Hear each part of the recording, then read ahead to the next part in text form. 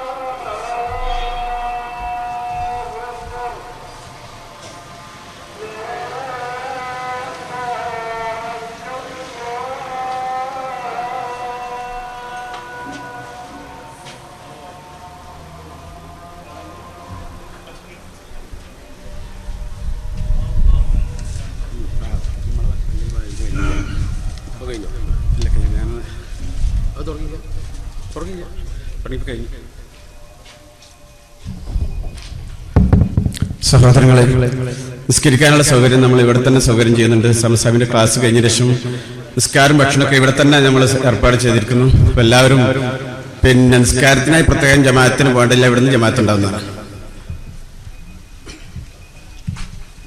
ഈ പരിപാടി സംഘടിപ്പിച്ചതിന്റെ മഹിതമായ ഉദ്ദേശത്തെക്കുറിച്ച് പറഞ്ഞത്, നമ്മുടെ മഹല്ലത്തിൽ സമസ്ത കേരള ജമിയത്തുൽ ഉലമയെ കുറിച്ച് ഒരു നവജാഗരണം ഉണ്ടാക്കുവാനും നമ്മുടെ വളർന്നു വരുന്ന തലമുറക്ക് സമസ്തയെക്കുറിച്ച് ഒരു ശരിക്കും അവബോധം നൽകുവാനുമാണ് എന്നതാണ്. പഴയകാല തലമുറയിൽപ്പെട്ട കാരണവന്മാരെ സംബന്ധിച്ചിടത്തോളം സമസ്ത എന്താണെന്ന് അവർക്ക് പരിചയപ്പെടുത്തി കൊടുക്കേണ്ട കാര്യമില്ല. പക്ഷെ ഇന്നത്തെ നമ്മുടെ പുതുതലമുറയിൽപ്പെട്ട കുട്ടികളെ സംബന്ധിച്ചിടത്തോളം, ചെറുപ്പക്കാരെ സംബന്ധിച്ചിടത്തോളം അവർക്ക് സമസ്ത കേരള ജമിയത്തുൽ ഉലമയെ പരിചയപ്പെടുത്തി കൊടുക്കൽ അനിവാര്യമായ ഒരു സാഹചര്യത്തിലാണ് നമ്മളുള്ളത്. കാരണം അവരിവിടെ വളർന്നു വരുന്ന സന്ദർഭത്തിൽ സുന്ദരമായ സൗകര്യങ്ങളും സംവിധാനങ്ങളും ദീനിയായ പ്രവർത്തനങ്ങളും പള്ളിയും മദ്രസയും എല്ലാം ഭംഗിയായി നടന്നുകൊണ്ടിരിക്കുന്ന ഒരു സാഹചര്യം. ഒരു പ്രതിസന്ധിയോ പ്രയാസമോ ബുദ്ധിമുട്ടോ അവർക്ക് ഇതുവരെ അനുഭവപ്പെട്ടിട്ടില്ല. പച്ച മലയാളത്തിൽ പറഞ്ഞാൽ വിയർക്കാതെ ശരിക്ക് കാര്യങ്ങളൊക്കെ നേടാൻ പറ്റിയ അവസ്ഥയിലാണ് നമ്മുടെ ചെറുപ്പക്കാർ. അപ്പൊ അതുകൊണ്ട് തന്നെ നമ്മുടെ ഈ സമൂഹത്തിൽ, പ്രത്യേകിച്ച് എല്ലാ വിഭാഗം ആളുകളും ജീവിക്കുന്ന ഒരു സമൂഹത്തിൽ എന്താണ് സമത്വക്ക് ഇത്ര വലിയ സ്ഥാനം? സമസ്ത കേരള ജമിയത്തുൽ ഉലമ കൊണ്ട് എന്താണ് ഇത്ര വലിയ പ്രയോജനം? എന്ത് ചെയ്തു സമത്ത എന്നൊക്കെ ചിന്തിക്കുന്ന ആളുകളുണ്ടാവും. കാരണം അവർക്കറിയില്ല ഈ പള്ളികൾ എങ്ങനെ ഉണ്ടായി, ഈ മദ്രസകൾ എങ്ങനെ ഉണ്ടായി, ഈ ദീനീ പ്രബോധനം എങ്ങനെ ഉണ്ടായി. അവരാണെങ്കിൽ നമ്മുടെ കേരളത്തിന്റെ പുറത്ത് സഞ്ചരിച്ച് കാര്യങ്ങളെക്കുറിച്ച് കൂടുതൽ പഠിക്കാൻ ശ്രമിച്ച ആളുകളല്ല. അത്തരമൊരു പ്രത്യേക സാഹചര്യം നമ്മൾ മനസ്സിലാക്കേണ്ട ഏറ്റവും പ്രധാനപ്പെട്ട കാര്യം, അല്ലാഹു റബ്ബുൽ ഇസ്സത്ത് നമുക്ക് നൽകിയ ഏറ്റവും വലിയൊരു അനുഗ്രഹമാണ് നമ്മൾ ഈ കേരളക്കരയിൽ പിറന്നതും പ്രത്യേകിച്ച് മലപ്പുറം ജില്ലയിൽ ജീവിക്കുന്നതും അത് നമ്മൾ പുറത്തു പോകുമ്പോഴേ മനസ്സിലാവും. ഈ കേരളത്തിലെ മുസ്ലിമീങ്ങളെ സംബന്ധിച്ചിടത്തോളം അവർക്ക് എങ്ങനെ ഇത്ര ഔന്നത്യമാർന്ന അവസ്ഥ പ്രാപിക്കാൻ കഴിഞ്ഞു ചിന്തിക്കണം നമ്മൾ. ഇപ്പൊ ഇന്ത്യയിൽ തന്നെ മുസ്ലിം സമൂഹത്തെ സംബന്ധിച്ചിടത്തോളം ഏറ്റവും കൂടുതൽ മുസ്ലിങ്ങൾ തിങ്ങിപ്പറക്കുന്ന പ്രദേശം കേരളമല്ല. കേരളത്തിൽ ആകെ ഒരു 78 ലക്ഷം മുസ്ലിങ്ങളുണ്ട്. 78 ലക്ഷം മുസ്ലിങ്ങൾ എന്ന് പറഞ്ഞാൽ എത്ര ചെറിയ സംഖ്യയാണ് ഇന്ത്യയെ സംബന്ധിച്ചിടത്തോളം. 3.5 കോടി മുസ്ലിങ്ങളുണ്ട് ഉത്തർപ്രദേശിൽ. 3.5 കോടി മുസ്ലിങ്ങൾ. 3.5 കോടി മുസ്ലിങ്ങൾ എന്ന് പറഞ്ഞാൽ അത് ശരിക്കും കാനേശുമാരി കണക്കനുസരിച്ച് കൃത്യമായി എടുത്താൽ 4 കോടി ഉണ്ട് എന്നാ പറയുന്നത്. പരിശുദ്ധ ഹജ്ജ് കർമ്മത്തിന് വേണ്ടി 2 വർഷം മുമ്പ് ചെല്ലുമ്പോൾ ഉത്തർപ്രദേശുകാരൻ ഒരു അധ്യാപകനെ കണ്ടു ഞാൻ ഹറമിൽ വെച്ച്. അല്ല, നല്ല വിദ്യാഭ്യാസമുള്ള ആളായതുകൊണ്ട് കേരളക്കാരൻ എന്ന രീതിയിൽ എൻ്റെ അടുത്ത് വന്നാൽ സംസാരിച്ചു. അയാൾ കേരളത്തിൽ വന്നിട്ടുണ്ട്, ഒരു അധ്യാപകൻ എന്ന രീതിയിൽ കൊച്ചിയിലും തിരുവനന്തപുരത്തും വന്നിട്ടുണ്ട്. ഈ 2 നഗരങ്ങൾ അയാൾക്കറിയാം, കേരളത്തിന്റെ സംസ്കാരം അറിയാം. അയാൾ എന്നോട് പറഞ്ഞു, കേരളത്തിൽ നിങ്ങൾ മന്ത്രിമാരുണ്ട്, കേരളത്തിൽ നിങ്ങൾ മതപരമായി ഒരുപാട് ഉയർന്നിട്ടുണ്ട് എന്ന് പറഞ്ഞ് കേരളത്തിന്റെ കുറെ മധുഹ അയാൾ പറഞ്ഞപ്പോൾ ഞാൻ അയാളോട് തിരിച്ചു ചോദിച്ചു, നിങ്ങൾ എന്തേ കേരളത്തിന്റെ ഈ ഗുണം പറയുമ്പോൾ നിങ്ങൾ ഉത്തർപ്രദേശിൽ 3.5 കോടി മുസ്ലിങ്ങൾ ഉണ്ടായിട്ട് അപ്പൊ തന്നെ അയാൾ എന്നെ തിരുത്തി. നിങ്ങൾ പറഞ്ഞത് ശരിയല്ല, 4 കോടി ഉണ്ട് എന്ന് അയാൾ പറഞ്ഞു. അയാൾ കാരണവും പറഞ്ഞു, ഈ ഗ്രാമപ്രദേശത്തെ കൃത്യമായ സെൻസസ് മുസ്ലിങ്ങൾ താമസിക്കുന്ന ഏരിയയിൽ കൃത്യ സെൻസസ് ഇല്ല. പല സ്ഥലത്തും പല ഗ്രാമങ്ങളും സെൻസസിൽ പെടാതെ പോവാണ്. റേഷൻ കാർഡ് പോലും ഇല്ലാത്ത ആളുകളാണ്. കാരണം അവിടെ മുസ്ലിങ്ങൾ ഒരു ഗ്രാമത്തിൽ അമുസ്ലിങ്ങൾ ഒരു ഗ്രാമത്തിൽ അങ്ങനെ പോളറൈസേഷൻ വിധേയമായി പല ധ്രുവീകരണത്തിലാണ്. നമ്മുടെ നാട്ടിലെ പോലെ ഇവിടെ ഇപ്പോൾ ഈ ഗ്രാമം നമ്മുടെ മഹലിൽ മുതുവല്ലൂർ മഹലിൽ നോക്കിയാൽ ഹിന്ദു ഉണ്ടാവും, മുസ്ലിം ഉണ്ടാവും, എല്ലാവരും ഉണ്ടാവും. നേരെ മറിച്ച് അവിടെ മുസ്ലിങ്ങൾ താമസിക്കുന്ന ഏരിയയിൽ മുസ്ലിങ്ങൾ മാത്രം, ഹിന്ദുക്കൾ താമസിക്കുന്ന ഏരിയയിൽ അവർ മാത്രം. അങ്ങനെയാണ് ഉത്തരേന്ത്യൻ സ്വഭാവം. അപ്പൊ അതുകൊണ്ട് തന്നെ മുസ്ലിങ്ങളുടെ ഒരു കറിയയിൽ കൃത്യമായ കണക്കെടുപ്പ് നടപ്പാതിരുന്നാൽ അവിടെ മുസ്ലിങ്ങളുള്ളത് അറിയില്ല. 4 കോടി മുസ്ലിങ്ങളുടെ ഉത്തർപ്രദേശിലെ മുസ്ലിങ്ങൾക്ക് ശരിക്ക് ഒരു ഐക്യമില്ല, ഒരുമയില്ല, ദീനീബോധമില്ല. യു പിയിലെ ആൾക്കാർ ഇവിടെ വന്ന് ധാരാളം ജോലി ചെയ്യുന്നുണ്ടല്ലോ. അപ്പൊ നിങ്ങൾ ഈ റോഡിലൊക്കെ നോക്ക്, ഈ നാരങ്ങയുടെ നീര് പിഴിഞ്ഞു കൊടുക്കുന്ന, അതുപോലെ തന്നെ ഈ ഫ്രൂട്ട്സ് ഒക്കെ വിൽക്കുന്ന കുറെ കുട വെച്ചിരിക്കുന്ന കുറെ ആൾക്കാരെ കാണാൻ റോഡിൽ പോയി സംസാരിച്ചു നോക്കുമ്പോൾ യു പിക്കാരെ. ഉത്തർപ്രദേശിലെ കുറെ ആളുകൾ പ്രത്യേകമായി ഇവിടെ ഇറക്കുമതി അവരെ നിയന്ത്രിക്കുന്ന ഏതെങ്കിലും മലയാളി ഒന്നിച്ച് ഈ സാധനം ഇറക്കി കൊടുത്ത് പോവാണ്. വൈകുന്നേരം വരെ ഈ സാധുക്കൾ ഇത് കച്ചവടം നടത്തി കൊടുത്താൽ അതിന്റെ ഒരു ചെറിയ കൂലി മാത്രം അവർ കിട്ടും, ബാക്കിയൊക്കെ പെറുക്കിയെടുക്കും നമ്മുടെ മലയാളി. തീപ്പിന്റെ പണിക്ക് വരുന്നവരാരാ ഭൂരിഭാഗവും? പശ്ചിമ ബംഗാളുകാരനാണ്. പശ്ചിമ ബംഗാളിൽ കൃത്യമായി 2.25 കോടി മുസ്ലിങ്ങളുണ്ട്. 2.25 കോടി. 2.25 കോടി എന്ന് പറഞ്ഞാൽ ചെറിയതാ കണക്ക്. ഈ രീതിയിൽ ഇത്രയധികം മുസ്ലിങ്ങളുടെ പ്രദേശത്ത് എന്തേ മുസ്ലിങ്ങൾക്ക് കെട്ടുറപ്പില്ലാതെ പോയത്? രാഷ്ട്രീയ ശക്തി പോലും അവർക്ക് ഉണ്ടായില്ലല്ലോ. എന്തേ കാരണം? അതിന്റെ കാരണം ശരിക്കും അടിസ്ഥാനപരമായി മതം പഠിക്കാൻ സൗകര്യം ഉണ്ടായില്ല എന്നുള്ളതാണ്. പടച്ച റബ്ബിന്റെ അപാരമായ അനുഗ്രഹത്താൽ നമുക്കിവിടെ ഉണ്ടായ ഏറ്റവും വലിയ നേട്ടം ചെറുപ്പത്തിലെ മതം പഠിക്കാൻ വലിയൊരു സംവിധാനം ഉണ്ടായി. മതപഠനം വലിയൊരു വിഷയമാണ്. ഒരു കുട്ടി ശരിക്കും മതം പഠിച്ച് വളരുക എന്നത് അതിപ്രധാനമാണ്. ഇത് സമത്വ കേരള ജംഇയ്യത്തുൽ ഉലമ നമ്മുടെ കേരളത്തിൽ ചെയ്ത ഏറ്റവും വലിയ നേട്ടമാണ്. അപ്പൊ നമ്മളൊക്കെ വിചാരിക്കും ഈ മദ്രസ നടത്താൻ എന്താണ് ഇത്ര വലിയ പ്രയാസപ്പോ? ഇപ്പൊ നമുക്കൊരു പ്രയാസവും ഇല്ല. ഇപ്പൊ നമ്മുടെ ആളുകളൊക്കെ പലപ്പോഴും പറയാറുണ്ട്, ഇപ്പൊ ചില ആളുകളൊക്കെ സമത്തെ എതിർത്ത് പ്രസംഗിക്കുന്ന ചില ആളുകളുടെ പ്രസംഗങ്ങളൊക്കെ ഞാൻ കേട്ടു. അവരുടെ പ്രസംഗത്തിൽ എന്താ ഉള്ളത്? അവരുടെ പ്രസംഗത്തിൽ ഇന്ന് കാണുന്ന ഏറ്റവും പ്രധാനപ്പെട്ട വിഷയം ഞാൻ മനസ്സിലാക്കിയില്ല. ഒന്ന്, നമ്മുടെ നാട്ടിലൊരു മദ്രസ സ്ഥാപിച്ചാൽ ആ മദ്രസയെ കുറിച്ച് അവർ പ്രസംഗിക്കുന്നു, ആ മദ്രസയെ കുറിച്ച് അവർ എഴുതുന്നത്, അവർക്ക് എഴുതാനുള്ളത്. അവർ ഈ മദ്രസയെ കുറിച്ച് പറയുന്നത്, നമ്മുടെ ഈ മദ്രസകളിലൊക്കെ നടക്കുന്ന പ്രവർത്തനങ്ങളെ കുറിച്ച് അവർ പറയുന്നു. ബെഞ്ച് നമ്മൾ ഉണ്ടാക്കി, ഡെസ്ക് നമ്മൾ ഉണ്ടാക്കി, കെട്ടിടം നമ്മൾ ഉണ്ടാക്കി, അധ്യാപകരെ നമ്മൾ നിയമിച്ചു, നമ്മൾ ശമ്പളം കൊടുക്കുന്നു, നമ്മൾ ചെലവ് കൊടുക്കുന്നു. ഇനി എന്താ സമത്തൊക്കെ അതിലുള്ളത്? സമത്തൊരു ബോർഡും വെച്ച് പോയി, SKIMB ബോർഡ് എന്നുള്ളൊരു ബോർഡും വെച്ച് പോയി, വേറെ എന്താ സമത്തൊക്കെ അവകാശമുള്ളത്? നമ്മൾ മൗലവികൾക്ക് ശമ്പളം കൊടുക്കുന്നു, നമ്മൾ കെട്ടിടം ഉണ്ടാക്കുന്നു, നമ്മൾ ഫർണിച്ചർ ഉണ്ടാക്കുന്നു, നമ്മൾ മദ്രസ നടത്തുന്നു. ഇതിലപ്പുറം സമത്വ കേരള ജംഇയ്യത്തുൽ ഉലമക്ക് എന്താണ് ഇതിന് ഒരു അവകാശവാദം ഉന്നയിക്കാനുള്ളതെന്ന് പ്രസംഗിച്ച് നടക്കുന്ന കുറച്ച് ആളുകൾ ഇപ്പോൾ വന്നിട്ടുണ്ട്. മഹല്ലത്തുകളിൽ പ്രശ്നമുണ്ടാക്കാൻ വേണ്ടി പ്രസംഗിക്കുന്ന ഈ പ്രസംഗം കുറച്ചൊക്കെ നമ്മുടെ ആൾക്കാരും ചിന്തിക്കും, എന്താ ഇപ്പൊ അങ്ങനെ ഉള്ളത്? സത്യത്തിൽ സമത്വ കേരള ജംഇയ്യത്തുൽ ഉലമ എന്ന് പറയുന്ന സംഘടന ഒരു വിദ്യാഭ്യാസ ബോർഡ് രൂപീകരിച്ചത് ക്രോഡീകരിക്കാത്തത് കൊണ്ടാണ്, അല്ലെങ്കിൽ ഇതുപോലത്തെ ഒരു ക്രോഡീകൃത സംവിധാനം ഇല്ലാത്തത് കൊണ്ടാണ് കേരളത്തിന്റെ പുറത്ത് ഇല്ലാത്ത എന്ന് ചിന്തിക്കാനുള്ള കഴിവ് നമുക്കുണ്ടാവും. ഒന്നിരുന്ന് ചിന്തിച്ചു നോക്ക്, നിങ്ങൾ കെട്ടുണ്ടാക്കിയാൽ മതിയോ? കെട്ടുണ്ടാക്കാൻ ഉത്തരേന്ത്യക്കാർക്ക് കഴിയില്ലേ? പാഠപുസ്തകം ഉണ്ടാക്കാൻ വേണമെങ്കിൽ കഴിയില്ലേ? അല്ലെങ്കിൽ വാങ്ങിയാൽ കിട്ടൂലേ?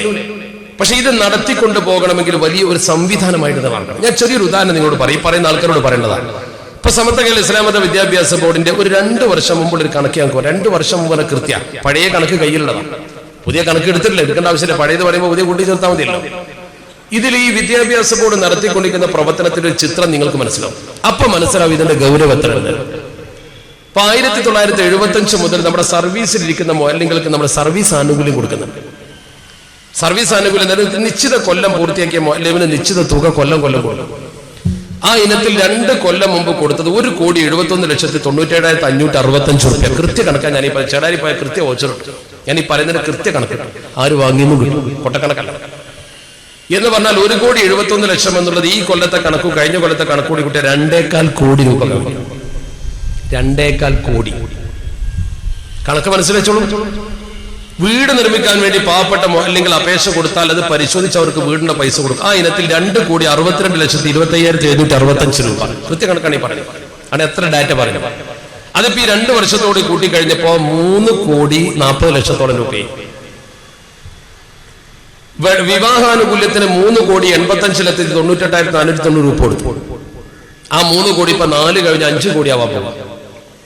ചികിത്സക്ക് ഒരു 40,00,000 രൂപ, വിധവകൾക്ക് ഒരു 20,00,000 രൂപ, മരണാനന്തര ചെലവ് എന്ന് മരിച്ച സഹായം എത്തിക്കുന്നത് അത് 10-12,00,000 രൂപ. ഇങ്ങനെ വന്നിട്ട് 98 മുതൽ നമ്മുടെ മുഅല്ലിങ്ങൾക്ക് പെൻഷൻ കൊടുക്കുന്നുണ്ട്. പാവം കുറച്ച് മുഅല്ലികൾ മരുന്ന് വാങ്ങാനെങ്കിലും പൈസ കാത്തിരിക്കുന്നുണ്ട്. 98 മുതൽ ഈ പെൻഷൻ കൊടുത്ത കൂട്ടത്തിൽ 1,59,920 രൂപ കൊടുത്തു. ഇപ്പോഴത്തെ ഇതേ വരെയുള്ള ഈ കഴിഞ്ഞ മാസം വരെയുള്ള പെൻഷൻ കൊടുത്ത് കണക്കൂട്ടി കഴിഞ്ഞാൽ, വാർഷിക പെൻഷൻ കണക്കൂട്ടി കഴിഞ്ഞാൽ 2.5 കോടി രൂപ കവിഞ്ഞു. ഇപ്പൊ എത്ര കോടിയാണ് ഞാൻ വായിച്ചത്? കണക്കൂട്ട് നിങ്ങൾ. ജമിയത്തുൽ മുഅല്ലിമീൻ വീട് നിർമ്മിച്ചു കൊടുത്തു മുഅല്ലിങ്ങൾക്ക് സമ്മേളനത്തോടനുബന്ധിച്ച്. ആ സമ്മേളനത്തോടെ 99 സമ്മേളനത്തോടനുബന്ധിച്ചുകൊണ്ട് 58 വീടുണ്ടാക്കി 22 ലക്ഷം രൂപ. 52 ലക്ഷം രൂപ 58 ലക്ഷം രൂപ 22 അല്ല 58 ലക്ഷം രൂപ. മദ്രസകൾക്ക് ഗ്രാന്റ് കൊടുക്കും. നിങ്ങളെ മദ്രസയിൽ 10ാം ക്ലാസിന്റെ മേലെയും 10ാം ക്ലാസ് പൂർത്തിയാക്കുകയും ചെയ്താൽ സെക്കൻഡറി മദ്രസയാണെങ്കിൽ ആ മദ്രസക്ക് ഗ്രാന്റ് കൊടുക്കും. നമ്മളെ കുട്ടികളെ പഠിപ്പിക്കാൻ നമ്മൾ ഉണ്ടാക്കിയ മദ്രസക്ക് ഇങ്ങോട്ട് ഗ്രാന്റ് കൊടുക്കും. റേഞ്ചിന് ഗ്രാന്റ് ഉണ്ട്, ജില്ലകൾക്ക് ഗ്രാന്റ് ഉണ്ട്.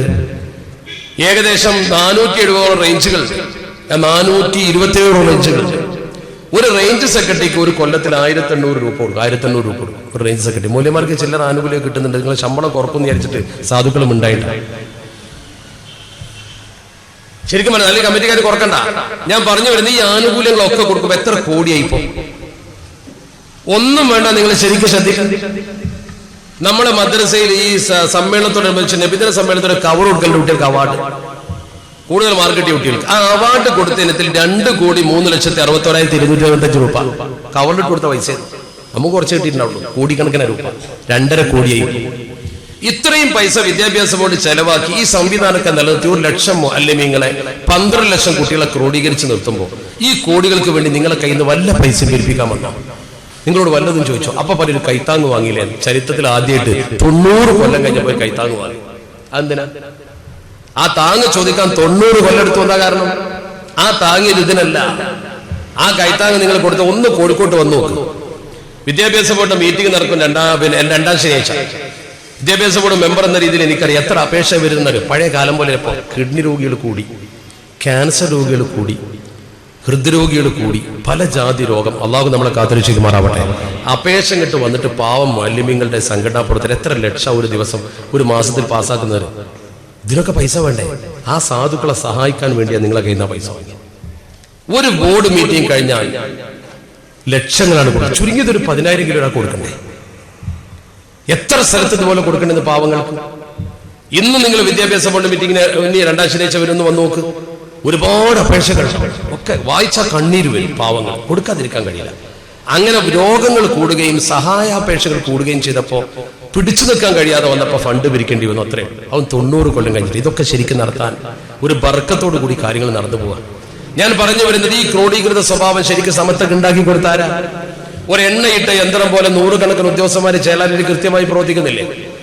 പരീക്ഷ കൃത്യമായി നടത്തി കൃത്യമായ റിസൾട്ട് പ്രസിദ്ധീകരിക്കുന്നില്ലേ? ഈ സംവിധാനത്തിന്റെ പിന്നാലെ ജനങ്ങളൊക്കെ നിൽക്കാൻ എന്താ കാരണം? നമ്മളിന്നും പ്രസംഗത്തിന്റെ ഫലമോ നമ്മളിന്നും പ്രവർത്തനത്തിന്റെ ഫലമോ അല്ല. അവിടെ നിങ്ങൾ മനസ്സിലാക്കേണ്ടത് ഇതിലൊരു ബർക്കത്തുണ്ട്. ഉസ്തിസാലത്തഖ്വയാണ്. വലിയ വലിയ മഹത്തുക്കൾ കെട്ടിപ്പടുത്ത പ്രസ്ഥാനമാണ്. ഈ പ്രസ്ഥാനത്തിന്റെ പിന്നിൽ നിൽക്കുന്നത് കൊണ്ട് നമുക്ക് കിട്ടുന്ന നേട്ടം എന്താണെന്ന് ചിന്തിക്കണം ചെറുപ്പക്കാര്. ആദ്യം നേരത്തെ അവിടെ പറഞ്ഞ പോലെ നമ്മുടെ വിശ്വാസം ശരിയാവും. വിശ്വാസം ശരിയാതെ ഒരു അമലും ചെയ്തിട്ട് കാര്യമില്ല. അമൽ സ്വാലിഹത്ത് ചെയ്തവർക്ക് സ്വർഗം കൊടുക്കുന്നല്ല പറഞ്ഞത്, വിശ്വാസം ശരിയാവണമെന്നാ പറഞ്ഞത്. വിശ്വാസം വളരെ പ്രധാനമാണ്. അഖീദ പഴച്ചാൽ മനുഷ്യൻ പഴച്ചു പോയി. സുന്നത്ത് ജമാഅത്തിന്റെ വിശ്വാസം ശരിക്കും പഠിപ്പിച്ചു കൊടുക്കാൻ സമത്വ തന്നെ വേണം. ഇന്ന് കേരളത്തിലെ മറ്റു ചില സംഘടനകളെ മുഴുവൻ പരിശോധിച്ചു നോക്കും. എല്ലാവരും പറഞ്ഞത് മാറ്റി പറഞ്ഞില്ലേ? സമത്വ കേരള ജമിയത്തിൽ നമുക്ക് മാറ്റി പറയേണ്ടി വന്നിട്ടില്ലല്ലോ. മാത്രമല്ല സമത്തിന്റെ തലപ്പത്ത് നിന്ന നേതാക്കളുടെ സൂക്ഷ്മത കേരളത്തിലെ ഏത് പ്രസ്ഥാനത്തിലെ നേതാക്കൾക്കാണ് നിങ്ങൾ കണ്ടത്? മഹാനായ റഈസുൽ മുഹഖഖീൻ കണ്ണിയത്ത് അഹ്മദ് മുസ്ലിയാർ റളിയല്ലാഹു അൻഹു, ആ മഹാന്റെ ഹക്ക് ജാഗ് ബർക്കത്ത് കൊണ്ട് പടച്ച റബ്ബ് നമ്മളെ കാക്കുമാറാവട്ടെ. ഞാൻ കേട്ടിട്ടുണ്ട് കണ്ണിയത്ത് ഉസ്താദിന്റെ സൂക്ഷ്മത. ഞാൻ അത്ഭുതപ്പെട്ടൊരു സംഭവമുണ്ട്. വളരെ വർഷങ്ങൾക്ക് മുമ്പേ ഞാൻ പ്രസംഗിച്ചു. ഇപ്പൊ കുട്ടികൾക്ക് ഫേസ്ബുക്കിൽ എഴുതിയിരുന്നതിനെ കുറിച്ച്. കണ്ണിയത്ത് ഉസ്താദ് വാഴക്കാട്ട് നിന്ന് നേരെ കോഴിക്കോട്ടേക്ക് മുഷാവറക്ക് 926 മുതൽ മുഷാവറ അമ്പ്രായപ്പോ പോയിരുന്നത് നടന്നിട്ടാണ്. കാൽനടയായിട്ട് പോവാ. വാഴക്കാട്ട് നിന്ന് കോഴിക്കോട്ടേക്ക് നടക്കാൻ എത്ര കിലോമീറ്റർ ഉണ്ടെങ്കിൽ ആലോചിച്ചു. അതേ സുബൈന്റെ മുമ്പ് വീട്ടിൽ നിന്ന് ചൂട്ട് കെട്ടി പുറപ്പെടും. തഹജ്ജുദ് നിസ്കരിച്ച് പുറപ്പെട്ട് ചുങ്കത്തെത്തിയിട്ട് അദ്ദേഹം അവിടെ നിന്ന് സുബൈ നിസ്കരിച്ച് ഒരു കട്ടൻ ചായം കുടിച്ച് പിന്നെയും നടക്കും. ഒരണ കയ്യിൽ വെച്ചിട്ട് അത്ര പോയി എവിടെന്നെങ്കിലും ഒരു അണ സംഘടിപ്പിക്കും. അങ്ങോട്ട് പോകാൻ ബസ്സിന് പൈസ ഉണ്ടാവില്ല. ഇങ്ങോട്ട് പോരാൻ ഒരു അണ ഉണ്ടായാൽ എന്താ ഗുണം? കോഴിക്കോട് അങ്ങാടിയിൽ വന്ന് ആ അണ ബസ്സിന് കൊടുത്താൽ നേരെ ചുങ്കത്ത് വന്നിറങ്ങിയാൽ വേഗം ദാറുൽ ഉലൂമിൽ വന്ന് ഒരു ദർസെങ്കിലും നടത്താം. ഒരു കിതാബ്, ഒരു സബക്കെങ്കിലും ദർസ് നടത്താന്നുള്ള ഉദ്ദേശത്തോടു കൂടി ബഹുമാനപ്പെട്ട കോഴിക്കോട്ടേക്ക് പോവാണ്. കോഴിക്കോട്ടേക്ക് പോയി അങ്ങനെ കോഴിക്കോട്ട് അന്ന് മൂതാക്കര പള്ളിയിൽ യോഗം ചേർന്ന് ഒരുപാട് പ്രശ്നങ്ങൾ പരിഹരിക്കാൻ ആളുകൾ വരും. ഫത്വ ചോദിക്കാൻ ആളുകൾ വരും. അന്നൊക്കെ ആളുകൾ നേരിട്ട് വരിക ചെയ്യും. ഇന്നിപ്പോ ഒരു കത്തയച്ചാൽ മതി. ഇത് സമത്വയുടെ പൂർവ്വകാല നടപടിക്രമ ഫത്വ കൊടുക്കുക എന്നുള്ളത്. ഞാനൊക്കെ കോഴിക്കോട് ഓഫീസിൽ സുന്നിയക്കാരിൽ വർക്ക് ചെയ്യുമ്പോൾ കെട്ടിക്കണക്കിന് കത്തുണ്ടാവും ഫത്വക്ക് വേണ്ടി വന്നിട്ട്. ഒക്കെ 15 വയസ്സിന്റെ കാട്ടായിരിക്കും. ഇപ്പൊ 15 വയസ്സിന്റെ കാട്ടെന്താന്ന് തന്നെ കുട്ടിയൊക്കെ അറിയില്ല. നിങ്ങൾ സാധനം ഉണ്ടായിരുന്നു 15 വയസ്സിന്റെ കാട്ടിലേക്ക് ആ കാട്ടിന് മറുപടി എടുക്കാൻ സമത്വക്കെല്ലാം മിത്രം.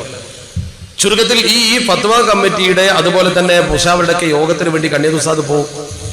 അസർ കഴിഞ്ഞിട്ടൊക്കെ പിരിയും. ഒരു കഞ്ഞിയൊക്കെ വെച്ച് കുടിച്ചിട്ടാ പിരിയ. വേറെ ഭക്ഷണമൊന്നും നല്ല ടീ ഉണ്ടാവില്ല.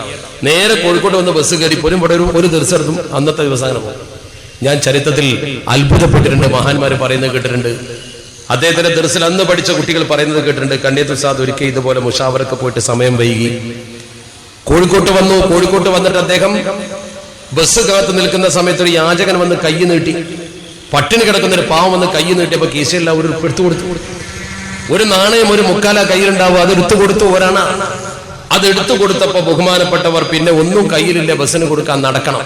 ആരോട് ചോദിക്കാൻ പറ്റില്ലല്ലോ. നേരെ കോഴിക്കോട്ട് നിന്ന് നടന്നു. വഴിക്ക് മഗ്‌രിബ് നിസ്കരിച്ച് ഒരു ചായ പോലും കൊടുക്കാൻ പൈസ ഇല്ലാതെ കണ്ണിയത്ത് ഉസ്താദ്, അന്ന് കണ്ണിയത്ത് ഉസ്താദായി വളർന്നു വരുന്ന കാലം, മഹാനവറുകൾ നേരെ വാഴക്കാട്ടേക്ക് നടന്ന് ക്ഷീണിച്ച് ബുദ്ധിമുട്ടിയെത്തുക. കുട്ടികളൊക്കെ ഒരു പരിധി വരെ പ്രതീക്ഷിച്ചിരുന്നിട്ട് കുട്ടികൾ കിടന്നുറങ്ങി. ഇനി ഉസ്താദ് വരില്ല, വീട്ടിൽ പോയിട്ടുണ്ടാവും. പക്ഷെ ഒരാൾ മാത്രം ഉറങ്ങിയില്ലത്രേ. ഉസ്താദിന് ഭക്ഷണം കൊണ്ടുവന്ന് കൊടുക്കുന്ന ആള്. ഉസ്താദിന് ഭക്ഷണം കൊണ്ടുവന്നൊരു കൊടുക്കുന്ന ആൾ അട്ടിപ്പാത്രത്തിൽ ഭക്ഷണം കൊണ്ടുവന്ന് കാത്തിരിക്കുക. അയാൾ ഇങ്ങനെ ഉസ്താദ് വരും. കാരണം ഉസ്താദ് വന്നിട്ട് വേണം അയാൾക്ക് ഭക്ഷണം കഴിക്കാൻ. അയാൾ ഉസ്താദിനെ കാത്തിരുന്ന് ഹൗദും കരയിൽ ഇങ്ങനെ നോക്കിന്ന് അവസാനം പള്ളിന്റെ സൈഡിൽ അവിടെ ഇരുന്ന് ചാരി അയാൾ ഉറങ്ങിപ്പോയ മനുഷ്യൻ പെട്ടെന്ന് ഉസ്താദ് വന്ന് പള്ളിയിലേക്ക് കയറുന്ന ശബ്ദം കേട്ടപ്പോ, ഹൗദും കരയിലെ വെള്ളത്തിന്റെ ശബ്ദം കേട്ടപ്പോൾ എഴുന്നേറ്റ് നോക്കുമ്പോൾ ഉസ്താദ് ക്ഷീണിച്ച് വേർത്ത് ഒലിച്ചിങ്ങനെ നിൽക്കുകയാണ്. ഉസ്താദ് ക്ഷീണിച്ച് വേർത്ത് ഒലിച്ചു നിൽക്കുന്ന ബഹുമാനപ്പെട്ട കണ്ണിയത്ത് ഉസ്താദിന്റെ അവസ്ഥ കണ്ടപ്പോൾ ഈ മനുഷ്യന് കോഴിക്കോട്ട് നിന്ന് നടന്നു വരാൻ ഉറപ്പായി. അയാൾ വേഗം പാത്രവും സുപ്രയൊക്കെ വിരിച്ച് ഭക്ഷണമൊക്കെ വിളമ്പി വെച്ച് വേഗം ഉസ്താദ് വന്ന് കഴിക്ക് സ്നേഹത്തോടു കൂടി ക്ഷണിച്ചു. മഹാനായ കണ്ണിയത്ത് ഉസ്താദ് പറഞ്ഞു, നീ കഴിച്ചോ, ഞാൻ കഴിക്കണില്ല. വഴിക്ക് വെച്ച് ഒന്നും കഴിച്ചിട്ടില്ല എന്ന് കണ്ടാൽ അറിയാം. വിയർപ്പിന്റെ അംശം അദ്ദേഹത്തിന്റെ ദേഹത്തിന്റെ, ക്ഷീണത്തിന്റെ ലക്ഷണം മുഖത്തിന്റെ. അതിലപ്പുറം എന്താ വേണ്ടത്? ഇയാൾ പറഞ്ഞു, ഉസ്താദ് എന്താ ഭക്ഷണം കഴിക്കാത്തത്? ഉസ്താദ് പറഞ്ഞു, ഈ ഭക്ഷണം പാത്രത്തിലാക്കി ഇങ്ങോട്ട് കമ്മിറ്റിക്കാർ കൊടുത്തയക്കുന്നത് ഈ പള്ളിയിലെ ദർസ് നടത്തുന്ന മുദരിസിനുള്ളതാണ്. ഞാൻ ഇന്ന് രാവിലെ കോഴിക്കോട്ടേക്ക് മീറ്റിങ്ങിന് പോയതാ. ഒരു സബുക്കും ഇന്ന് ഞാൻ ദർസ് നടത്തിയിട്ടില്ല. അതുകൊണ്ട് എനിക്ക് ഈ ഭക്ഷണം ഇന്ന് ഹലാലല്ല. അതുകൊണ്ട് നിനക്ക് കഴിക്കാൻ നീ കൊണ്ടുവരുന്ന ആളാണ്, നീ കൊണ്ടുവന്നിട്ടുണ്ട്. നിന്റെ പണി എടുത്തിട്ടുണ്ട്, നിന്റെ പണി എടുത്തിട്ടില്ല. ഞാൻ എന്റെ പണി എടുത്തിട്ടില്ല. അതുകൊണ്ട് എനിക്ക് നീ ഭക്ഷണം കഴിക്കാൻ പറ്റൂല. ഈ സാധുവായ മനുഷ്യൻ പറഞ്ഞു അത്രേ, ഞാൻ കഴിക്കൂല, ഉസ്താദ് കഴിക്കാതെ അയാൾ കരഞ്ഞുപോയി. അയാൾ പാത്രം അടുക്കി വെച്ച് അയാൾ പാത്രം മാറ്റിവെക്കാൻ ശ്രമിച്ച ഉസ്താദ്, എന്നെ കൊണ്ടൊരാൾ പട്ടിണി കിടക്കുകയാണല്ലോ എന്ന് കരുതിയിട്ട് കണ്ണിയത്ത് ഉസ്താദ് പറഞ്ഞു, നീ ഭക്ഷണം കഴിച്ചോ, ഞാൻ നിന്റെ കൂടെ കഴിക്കാം. പക്ഷെ ഒരു നിബന്ധന ഉണ്ട്, നീ മുകളിൽ പോയി കുറച്ച് കുട്ടികളെങ്കിലും വിളിച്ചു കൊണ്ടുപോവാ, ഞാൻ അവർക്ക് ഒരു സബക്ക് എടുത്തു കൊടുക്കട്ടെ. ഇയാൾ നേരെ മുകളിലേക്ക് ഓടി. കുട്ടികൾ വിളിച്ചപ്പോൾ കുട്ടികൾക്ക് സന്തോഷം. അവർ വന്നു, ഇരുന്നു. അത് ഉസ്താദ് ഒരു സബക്ക് അല്പം ദർസ് നടത്തി കൊടുത്തു ആ ക്ഷീണത്തോടു കൂടി. എന്നിട്ട് പറഞ്ഞു, ഇപ്പൊ ഈ ഭക്ഷണം എനിക്ക് ഹലാലാണ്. എന്നിട്ട് ആ ഭക്ഷണം കഴിച്ചു. ആജാതി മനുഷ്യന്മാരെ ദുനിയാവിൽ നമുക്ക് കിട്ടുമോ? അങ്ങനത്തെ ഒരു മനുഷ്യനെ നമുക്ക് കാണാൻ പറ്റുമോ? അത്ര സൂക്ഷ്മതയുള്ള റഈസുൽ മുഹഖഖീൻ കണ്ണിയത്ത് ഉസ്താദാണ് സമത്തെ കെട്ടിപ്പടുത്തു കൊണ്ടുവന്നത്. ആ മഹാൻ സമത്തകയുള്ള ജമിയത്തുൽ ഉലമ വേണ്ടി ഖിദ്മത്ത് ചെയ്യുമ്പോൾ നിങ്ങൾ ഓർക്കണം, ഒരു ദർസും ഒരു കിതാബ് ഇട്ട് മൂലക്കിരുന്നാൽ മതിയായിരുന്നു. പിന്നെ എന്തിനാ ഈ പണിക്കിറങ്ങിയത്? അവർ ഈ പണിക്കിറങ്ങിയത് കൊണ്ട് ജനങ്ങൾ അത് വിശ്വസിച്ചുകൊണ്ട് വലിയൊരു സംഘമായി മാറി. ഇന്ന് നമ്മൾ കേരളത്തിൽ അറിയപ്പെടുന്ന ഒരു പ്രസ്ഥാനമായി എന്നുള്ളതല്ല കാര്യം. നമുക്ക് കുറെ നേതാക്കൾ ഉണ്ടായി എന്നുള്ളതല്ല. ദീൻ ശരിക്ക് ഗ്രാമത്തിലേക്ക് ഇറക്കിക്കൊണ്ട് ചെല്ലാൻ നമുക്ക് കഴിയും. ഏത് ഗ്രാമത്തിലും ഒരു മദ്രസ ഉണ്ടാക്കാനും ഒരു പള്ളി ഉണ്ടാക്കാനും നമുക്ക് സാധിച്ചു. അതിനുള്ള ബോധം ഈ സമൂഹത്തിന് കൊടുക്കാൻ ഈ ഉമ്മത്തിന്റെ നേതാക്കൾക്ക് കഴിഞ്ഞു. തന്റെ കുട്ടിക്ക് മതം പഠിപ്പിക്കണമെന്ന് ഒരു ആവറേജ് മതബോധമുള്ള ഒരു രക്ഷിതാവിനുള്ള ശരിക്കും മനസ്സിൽ ഉത്ഭൂതമായി. അത് അഹ്ലുസുന്നത്ത് വൽ ജമാഅത്തിന്റെ പന്ഥാവിൽ തന്നെ ആയിരിക്കണമെന്ന്. നമ്മളെ കളിയാക്കുന്നവരൊക്കെ ചുരുക്കത്തിൽ ഇന്ന് തകർന്ന് തരിപ്പണമായി കൊണ്ടിരിക്കുന്ന കാഴ്ചയാണ്. നേരത്തെ ഇവിടെ പറഞ്ഞല്ലോ, നമ്മളെ ഖബർ പൂജകരും ഖബർ സിയാറത്തിന്റെ ആളുകളുമാക്കി. ഇവിടെ കേരളത്തിൽ മാത്രമേ മക്കബറ സംസ്കാരമുള്ളൂ എന്ന് പ്രസംഗിച്ചു. പുറത്തുനിന്ന് പോയി നോക്കണം. ഞാനിപ്പോ 2 ദിവസം മുമ്പ് പലസ്തീനിൽ നിന്നാണ് വരുന്നത്. കേരളത്തിൽ പോലുമില്ല. ജോർഡാനിലെ മൂത്തത് എന്ന് പറയുന്ന യുദ്ധക്കളത്തിൽ അതിന്റെ ചാരത്തൊരു പള്ളി നിർമ്മിച്ചിട്ട് ജോർഡാനിലെ ഗവൺമെന്റ് 3 വലിയ മക്കബറുകൾ ഉണ്ടാക്കി വെച്ചിട്ടുണ്ട്. ആ യുദ്ധത്തിന്റെ നായകന്മാർ ബഹുമാനപ്പെട്ട സെയ്ദ് ബിൻ ഹാരിഥ റളിയല്ലാഹു തആല അൻഹു, ബഹുമാനപ്പെട്ട ജഅഫർ ബിൻ അബീ ത്വാലിബ് റളിയല്ലാഹു തആല അൻഹു, 2 പേരുടെയും ഖബർ ഒരു പള്ളിയിലാണ്. അതിനുവേണ്ടി മാത്രം ഒരു പള്ളി. കേരളത്തിൽ അത്ര വലിയ മക്കബറ വേറെ എവിടെയില്ല. ലക്ഷങ്ങൾ ചെലവാക്കിയ മനോഹരമായ മക്കബറ നിരന്തരമായ സിയാറത്ത്. തൊട്ടപ്പുറത്ത് മറ്റൊരു കെട്ടിടത്തിൽ അബ്ദുല്ലാഹി ബിൻ റവാഹ തങ്ങളുടെ മുഹത്തത്തിലെ 3 രക്തസാക്ഷികളുടെയും പ്രധാനപ്പെട്ട നേതാക്കൾ നബി തങ്ങൾ കുടിയെടുത്തു കൊടുത്ത 3 പേരുടെയും ഖബറുകൾ മനോഹരമായി സംരക്ഷിക്കുന്നു. എന്താ കുഴപ്പം? അതുപോലെ നിരവധി ഒന്ന് മാത്രമൊന്നുമല്ല. അള്ളാഹുവിന്റെ പരിശുദ്ധ പ്രവാചകൻ യൂസുഫ് നബി അലൈഹി സ്വലാത്തു വസ്സലാമിന്റെ ഖബറുണ്ട് അവിടെ. മൂസാ നബി അലൈഹി സ്വലാത്തു വസ്സലാമിന്റെ ഖബറുണ്ട് അവിടെ. ഒക്കെ പട്ട് വിരിച്ച് മനോഹരമായി. യൂനുസ് നബി അലൈഹി സ്വലാത്തു വസ്സലാമിന്റെ ഖബറുണ്ട് ഹിബ്രോൺ എന്ന് പറയുന്ന സ്ഥലത്ത്. ഹൂൽ എന്ന സ്ഥലത്തിന്റെ പേര്. ഹൂൽ എന്ന് പേര് വരാൻ കാരണം ഒരു കൊല്ലം യൂനുസ് നബി അവിടെ താമസിച്ചു. അതുകൊണ്ട് അൽ ഹൗൽ എന്നുള്ളത് ഹൂൽ എന്നായി മാറിയതാ. അതിന്റെ തൊട്ടടുത്താണ് ഹിബ്രോൺ എന്ന് പറയുന്ന മദീനത്തുൽ ഖലീൽ. ഇബ്രാഹിം നബി അലൈഹി സ്വലാത്തു വസ്സലാമിന്റെയും യാക്കൂബ് നബി അലൈഹി സ്വലാത്തു വസ്സലാമിന്റെയും അവരുടെ മക്കളുടെയും ഒക്കെ ഖബർ ഒരു പള്ളിയിലാണ്. ജൂതന്മാരുടെ പിടിയിലാണെങ്കിൽ നമുക്ക് സന്ദർശിക്കാൻ പറ്റും. വലിയൊരു കെട്ടിടം തന്നെ നിർമ്മിച്ചു വെച്ചിരിക്കുന്നു. വലിയൊരു പള്ളി തന്നെ മക്കബറയാക്കിയിരിക്കുക. ആ പള്ളിക്കുള്ളിൽ നിസ്കരിക്കാനും സൗകര്യം. പള്ളിന്റെ ഒത്ത നടുക്ക് മക്കബറ. എന്താണ് അതിന്റെ അത്ഭുതം? ജനങ്ങളൊക്കെ സംരക്ഷിക്കുന്നുണ്ട്. ഈജിപ്ഷ്യൻ ഗവൺമെന്റ് അലക്സാൻഡ്രിയ എന്ന് പറയുന്ന അലക്സാൻഡ്രിയ നഗരത്തിന്റെ മധ്യത്തിൽ 2 റോഡ് ഇങ്ങനെ കൂടിച്ചേരുന്ന സ്ഥലത്ത് റോഡിന്റെ നടുക്ക്, ട്രാഫിക് പോയിന്റ് പോലെ റോഡിന്റെ നടുക്ക് ഒരു മക്കബറ. അബൂ ദർദാ റളിയല്ലാഹു തആല മക്കബറ. അവിടെ പ്രബോധന നടത്തിയ മഹാന. പൊളിക്കാൻ പോലും ഗവൺമെന്റിന് ധൈര്യമില്ല. അത് പൊളിച്ചെങ്കിൽ റോഡ് ശരിയാ, പക്ഷെ പൊളിക്കൂല. 2 റോഡ് ഇങ്ങനെ പോവാൻ. നടുക്ക് റോഡിന്റെ മധ്യത്തിൽ നിങ്ങളെ റോഡിന്റെ നടുക്കൊരു മക്കബറ ഉണ്ടായാലും എങ്ങനെ ഉണ്ടാവും? ഒന്നും ചെയ്യുന്നില്ല ഗവൺമെന്റ്. കാരണം അത് ശരിക്കും പരിപാലിച്ച് അവിടെ ആളെ നിർത്തി സിയാറത്തിന് സൗകര്യം ചെയ്തു കൊടുക്കുക. ഞാൻ പറഞ്ഞു വരുന്നത് ഇവിടുത്തെ സംസ്കാരം മാത്രമൊന്നുമല്ല. ലോകത്തിന്റെ നാനാഭാഗത്ത് നമ്മൾ സഞ്ചരിച്ചാൽ ഇസ്ലാമിന്റെ ഈ ഷിആർ ഇപ്പോഴും നിലനിൽക്കുന്നത് കാണാൻ പറ്റും. എന്റെ കൂടെ ചില വിദഗ്ധർ യാത്ര ഞാൻ 2-3-4 തവണ പോയി. ഒരിക്കൽ എന്റെ കൂടെ കടുത്ത വിധേയി പ്രസ്ഥാനത്തിന്റെ ആൾക്കാരുണ്ട്. ജോർഡാനിൽ നമ്മൾ സിയാറത്ത് തുടങ്ങുക. അവരൊന്നും മക്കബറയിൽ കയറില്ല. വേറെ പോലും നൈനത്തിൽ ഒരു കപ്പൽ യാത്ര അതിനൊരു മുന്നിലുണ്ടാവും. ഇതിനൊന്നും മുന്നിലുണ്ടാവും. ഭക്ഷണം കഴിക്കാൻ ഒരു മുന്നിൽ സിയാറത്തിന് കടക്കില്ല. അവർ കടന്ന അപകടം. അവർ പുറത്തുവെക്കും. നമ്മളൊന്നും പറയാതെ വലിയൊരു ടീമല്ലേ, പല ജാതി ആളുകളുടെ ടീമല്ലേ. നമ്മുടെ സുന്നി നമ്മളൊക്കെ സിയാറത്ത് ചെയ്തിറങ്ങും. അങ്ങനെ പോയി ഈജിപ്തിലെത്തി ഇമാം ഷാഫി തങ്ങളെ മക്കബറൊക്കെ കണ്ട്. അപ്പൊ ഞാൻ അവിടെ ഏറ്റവും വലിയ ഗുണം എന്താണെന്ന് വെച്ചാൽ ഒരു മക്കബറി നമ്മൾ കടന്നാൽ നല്ല അറബി ഭാഷയിൽ കൃത്യമായി അവിടുത്തെ ചരിത്രം എഴുതി വെച്ചിട്ടുണ്ടാവും. ഇയാൾ എന്ന് ജനിച്ചു, ഇയാളെന്ന് മരിച്ചു, ഇയാൾ ദീനെന്ത് സേവനം ചെയ്തു. ഇതിങ്ങനെ വായിച്ച് പറഞ്ഞു. അങ്ങനെ ഇതിങ്ങനെ 1-2 സ്ഥലത്ത് ഒരു അറിയാൻ വേണ്ടി കയറി ഇതൊക്കെ വായിച്ച് മനസ്സിലാക്കിയപ്പോ ഇതേ ആളുകൾ ഈജിപ്തിൽ നിന്ന് 1-2 മക്കബറിൽ കയറി വന്നതിന് ശേഷം എന്നോട് തന്നെ നേരിട്ട് പറഞ്ഞു, ഇതൊക്കെ ശരിക്കും സംരക്ഷിക്കുമ്പോഴേ ഇസ്ലാമിന്റെ ചരിത്രം മനസ്സിലാക്കാൻ കഴിയുള്ളൂ ഇല്ലേ എന്ന് ചോദിച്ചു. അവരിങ്ങോട്ട് പറഞ്ഞു. അപ്പൊ അവർക്ക് എന്നെ മനസ്സിലൊരു മാറ്റം വന്നു. ആ മാറ്റം അത് സംരക്ഷിച്ചില്ലെങ്കിൽ ഇസ്ലാമിന്റെ സംസ്കാരം നിലനിൽക്കൂല. അത് അവർക്ക് തന്നെ തോന്നി. കടുത്ത രീതിയിൽ എതിർത്തിരുന്ന ആളുകൾ പിന്നീടുള്ള മക്കബറിലൊക്കെ കയറി വന്നതിന്റെ ചരിത്രം എന്താ ബോർഡ് നോക്കി. അപ്പൊ ഞാൻ അവരോട് ചോദിച്ചു, ഇത്രയും സേവനം ചെയ്തൊരു മഹാനെ മുൻനിർത്തി പടച്ച റബ്ബിനോട് നമ്മൾ ദ്വാരം എന്തോ കുഴപ്പമില്ലേ ദ്വാരക്ക അവർക്ക് തയ്യാറായി. കാരണം നമ്മളൊരു ചുരുക്കം ചെയ്യുന്നില്ല. അവർക്ക് ബോധ്യായി. നമ്മളവിടെ കിടക്കുന്ന മഹാനെ പടച്ചോനാക്കാനല്ല പോയത്. ആ മഹാന്റെ ഹക്ക് ബർക്കത്ത് കൊണ്ട് പടച്ച റബ്ബിനോട് ചോദിക്കാനാ പോയത്. അതവർക്ക് ബോധ്യമായി. അപ്പൊ അവർ കുറെ കാസറ്റുകളും മറ്റും കിട്ട അല്പജ്ഞാനികളാ. കൂടുതൽ വിവരമൊന്നുമില്ല. നല്ല വിവരമില്ലാത്ത ആളുകളാണ് പലപ്പോഴും ഈ അബദ്ധത്തിൽ ചെന്ന് ചാടുന്നത്. സത്യത്തിൽ നമ്മൾ മനസ്സിലാക്കേണ്ട ഏറ്റവും വലിയ പ്രവർത്തനം, ഈ സമത്തയുടെ മദ്രസയും ഈ സംവിധാനമൊന്നും ഇല്ലായിരുന്നുവെങ്കിൽ ബഹുഭൂരിപക്ഷം ജനങ്ങൾക്കും ദീൻ എന്താണെന്ന് മനസ്സിലാകുമായിരുന്നില്ല. സമത്ത കേരള ജമിയത്തുൽ ഉലമയിലേക്ക് ആളുകൾ ആകർഷിക്കപ്പെടാനുണ്ടായ പ്രധാന കാരണം എന്താ? ഒന്ന്, ഈ നേതാക്കളുടെ വ്യക്തിവിശുദ്ധിയാണ്. കണ്ണിയത്ത് ഉസ്താദിനെ പോലെ ശംസുലമയെ പോലുള്ള മഹത്തുക്കളുടെ വ്യക്തിവിശുദ്ധി, ആ വ്യക്തിവിശുദ്ധിക്ക് തുല്യമായി വേറൊന്നുമില്ലല്ലോ. ഒരു മനുഷ്യനെ മറ്റൊരു മനുഷ്യന് ശരിക്കും മനസ്സിലാക്കാൻ കഴിഞ്ഞാൽ അതിലപ്പുറം എന്താ വേണ്ടത്? ഞാൻ ചോദിക്കട്ടെ, നമ്മളെ നേതാക്കന്മാരെ ശരിക്കും മനസ്സിലാക്കി അടുത്ത് പെരുമാറിയ ആൾക്കാർ മുഴുവൻ അവരൊപ്പല്ലേ നിൽക്കും? ശരിക്കും അവർ അംഗീകരിക്കില്ലുള്ളൂ. ഇപ്പൊ അടുത്ത് മരിച്ചുപോയ നിങ്ങളുടെയൊക്കെ ഏറ്റവും സുപരിചിതനായിരുന്ന ബഹുമാനപ്പെട്ട ചെറുശ്ശേരി ഉസ്താദ്, അല്ലാഹു അദ്ദേഹത്തിന് മഗ്ഫിറത്തും റഹ്മത്തും നൽകുമാറാവട്ടെ. ആ മഹാന്റെ ജീവിതം നമ്മളെപ്പോലെ സാധാരണക്കാരനായി ജീവിച്ച് കൊണ്ടോട്ടി അങ്ങാടി നിന്ന് മത്സ്യം വാങ്ങിപ്പോയിരുന്ന മനുഷ്യനാണ് അദ്ദേഹം. കൊണ്ടോട്ടി അങ്ങാടി നിന്ന് മത്സ്യം വാങ്ങിപ്പോയിരുന്ന ആളാ. അപ്പൊ പലരും കളിയാക്കി, ഇങ്ങനെ ചെയ്യാൻ പാടുണ്ടോ സമത്തിന്റെ സെക്രട്ടറി? അള്ളാഹുവിന്റെ പരിശുദ്ധ തിരുദൂതർ അഷ്റഫുൽ ഖൽഖ് മുഹമ്മദ് മുസ്തഫ സ്വല്ലല്ലാഹു അലൈഹി വസല്ലം തങ്ങൾ പറഞ്ഞു, മൻ ഹമല ബിദാഅതഹു, ഒരാൾ തന്റെ ചരക്ക് ചുമന്നു കൊണ്ടുപോയാൽ ഫഖദ് ബരിഅ മിനൽ കിബ്ർ, ഓ കിബ്ർ ഒഴിവായി. ഓന്റെ കിബ്ർ ഉണ്ടാവൂല. അഷ്റഫുൽ ഖൽഖ് മുഹമ്മദ് മുസ്തഫ മിസ്കാൽ ഹബ്ബത്ത് കിബ്ർ കൽബിലുണ്ടെങ്കിൽ സ്വർഗ്ഗത്തിൽ കടക്കൂല. കാറിലെ പോകുമെന്ന് ഉറപ്പിക്കാൻ പാടില്ല. ഇന്ന വാച്ച് കിട്ടും തീരുമാനിക്കാൻ പാടില്ല. ഇന്ന ചെരുപ്പിടും ധൈര്യം പിടിക്കാൻ പാടില്ല. നമ്മൾ എന്തും ചെയ്യാം. നമ്മൾ എത്ര താഴാനും തയ്യാറാണ്. കിബ്ർ മനസ്സിൽ ഇറക്കി വെക്കുമ്പോഴേ മനുഷ്യനാവും. ചില ആളുകൾ സഞ്ചരിച്ച രാജ്യത്തിന്റെ എണ്ണം പറഞ്ഞിട്ടാണ് മഹത്വം കൽപ്പിക്കൽ. അവിടെ പ്രശ്നം നിങ്ങൾക്കറിയോ? മഹാനായ സി എച്ച് ചൈതന്യ അള്ളാഹു അദ്ദേഹത്തിന് മഹഫറത്തും റഹമത്തും നൽകുമാറാവട്ടെ. പരത്തി പറയാൻ എനിക്ക് സമയമില്ല. നിങ്ങളൊക്കെ വിഷമം നിൽക്കുന്ന സമയം നിസ്കാരമുണ്ട്. ഞാൻ പെട്ടെന്ന് നിർത്തുക. ഇൻഷാ അല്ലാഹ് ഞാൻ മറ്റവസരത്തിൽ വരാം. ഞാൻ രാവിലെ വരാൻ തയ്യാറായിരുന്നു. ഞാൻ കുറ്റപ്പെടുത്തല്ല. ഞാൻ ഒരു നിക്കാഹിന് വേണ്ടി എന്നെ നിർബന്ധമായി ക്ഷണിച്ചു. തങ്ങൾ നടത്തേണ്ട നിക്കാഹായിരുന്നു. പക്ഷെ തങ്ങൾക്ക് പറ്റാത്തതുകൊണ്ട് ആ കുടുംബം നമ്മളുമായിട്ട് അടുത്ത ബന്ധമുള്ളത് കൊണ്ട് നമ്മുടെയൊക്കെ ബന്ധപ്പെട്ട ആളുകളെ നിർബന്ധിച്ച് ക്ഷണിച്ചപ്പോ ഞാൻ പറഞ്ഞു, ഞാനിങ്ങനെ ഒരു പരിപാടി ആയിട്ടത് എനിക്കൊന്നും പറയാൻ പറ്റില്ല. അതാ വിളിച്ച് ചോദിച്ചോളി തന്നെ ആമ്പ് കൊടുത്തു. അലിക്കുട്ടി വയസ്സിന് വിളിച്ചു. മൂപ്പര് പിന്നെ തന്മയത്തോടു കൂടി അവർ സംസാരിച്ച മൂപ്പര് വീഴ്ത്തിന്ന് എനിക്ക് മനസ്സിലാവുന്നത്.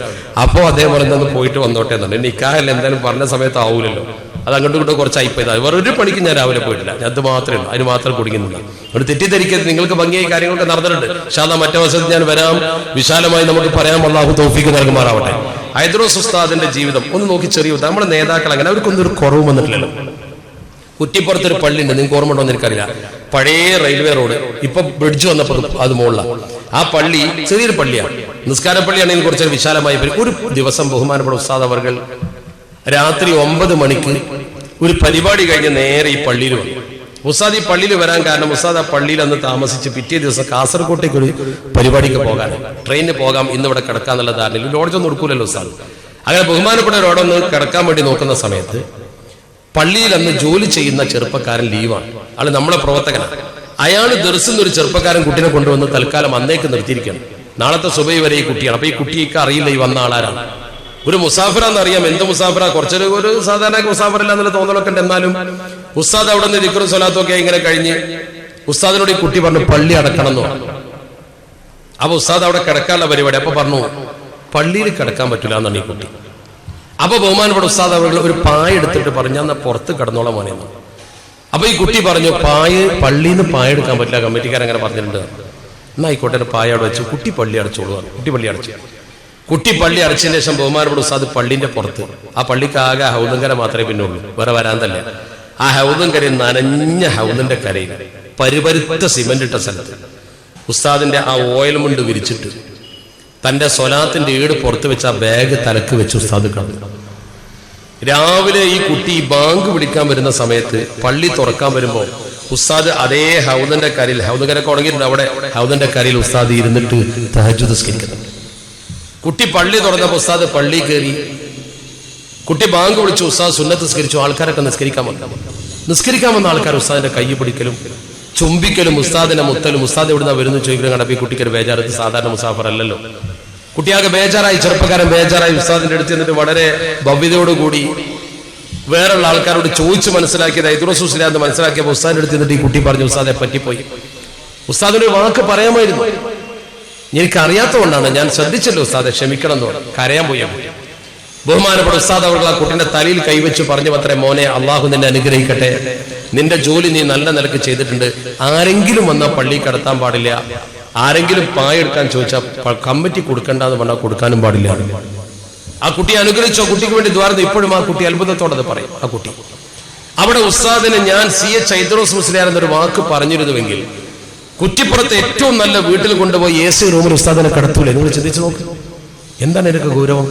ഒന്ന് നിമിഷം നിങ്ങൾ ചിന്തിക്കുക. അതാണ് അദ്ദേഹത്തിന്റെ മർത്യത്തിൽ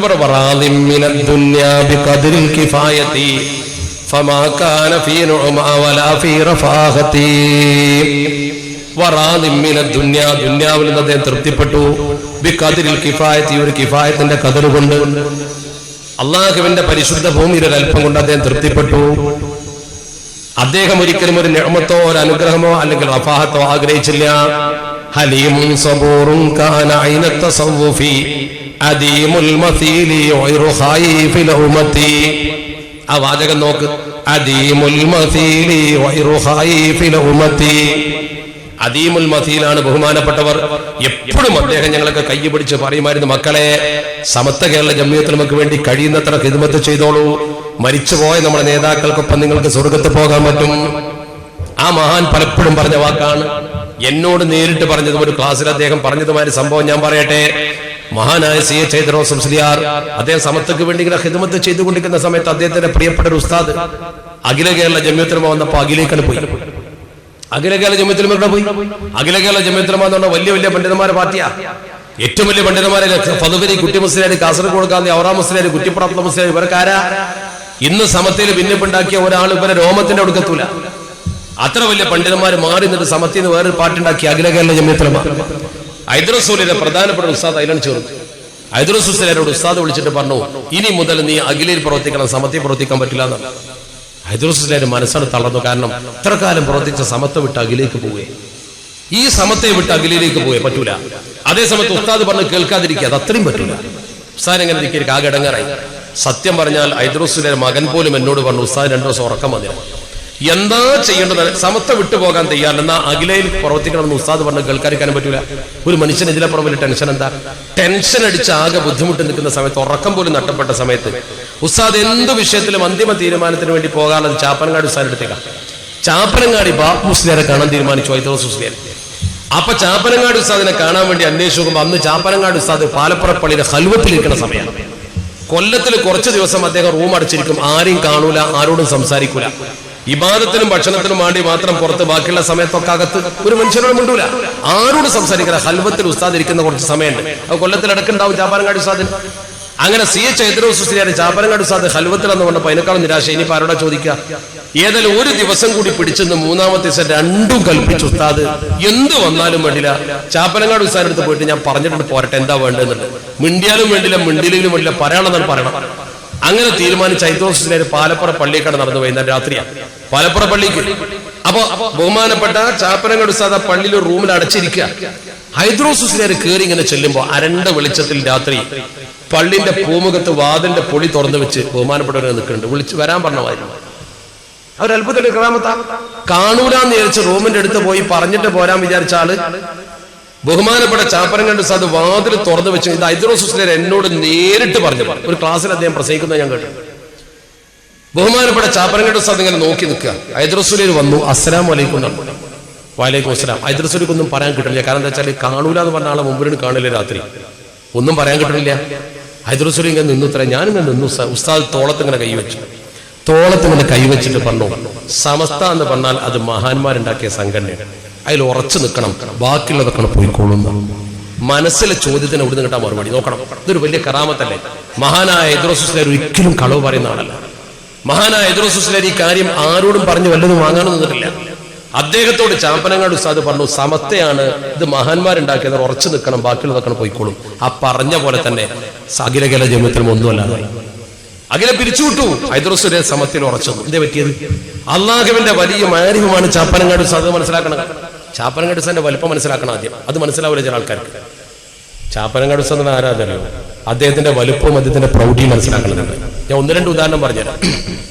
ഈ കൊണ്ടോട്ടി നിയോജക മണ്ഡലത്തിൽ അന്നതൊക്കെ കൊണ്ടോട്ടി എനിക്ക് തോന്നുന്നത് CH മത്സരിക്കുക. CHനെ മത്സരിക്കാൻ വേണ്ടി പാണക്കാട് നിന്ന് തങ്ങൾ പ്രഖ്യാപിച്ചു. CHനെ സ്ഥാനാർത്ഥി CHനോട് വന്നിട്ട് പറഞ്ഞു, CH എങ്കിൽ പ്രഖ്യാപിക്കുമ്പോൾ CHനെ വിളിച്ചു പാണക്കാട്ട്, നിങ്ങൾ കൊണ്ടോട്ടിയിൽ സ്ഥാനാർത്ഥിയെ മത്സരിക്കണം എന്നാണ്. അപ്പൊ CH പറഞ്ഞു, തങ്ങളെ ഞാൻ ചാപ്പനങ്ങാടി ഉസ്താദിനോട് ചോദിച്ചോട്ടെ. ചാപ്പനങ്ങാടി ഉസ്താദ് CH നല്ല ബന്ധം. അങ്ങനെ ചാപ്പനങ്ങാടി ഉസ്താദിന്റെ CH ചെന്നു. CH ചാപ്പനങ്ങാടി ചെന്ന് ഉസ്താദിനെ കണ്ട് ദ്വാരന്ന് കഴിഞ്ഞ ശേഷം ചാപ്പനങ്ങാടി ഉസ്താദ് പറഞ്ഞു, CH നിങ്ങൾ ജയിക്കും ചെയ്യും, വിദ്യാഭ്യാസ മന്ത്രിയാവും ചെയ്യുന്നു. 6 മാസം ഇലക്ഷൻ 6 മാസം ഉണ്ട്. അതിന് മുമ്പ് മന്ത്രിയൊക്കെ നിങ്ങൾ ജയിക്കും ചെയ്യും, വിദ്യാഭ്യാസ വകുപ്പ് മന്ത്രിയാവും ചെയ്യുന്നു.